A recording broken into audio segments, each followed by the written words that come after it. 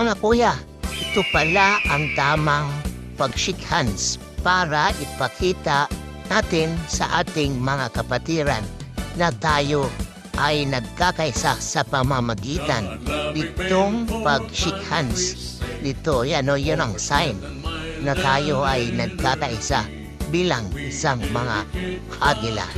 Ay kuya, panoorin po natin kung paano ang pag-shake hands.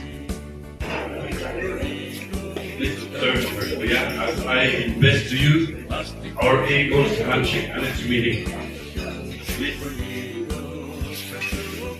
Open the symbol of the Eagles wings. For us to soar high and fly high, to help the needy people in our community. Second, the strong band of brotherhood. Third, friendship, because we are friends.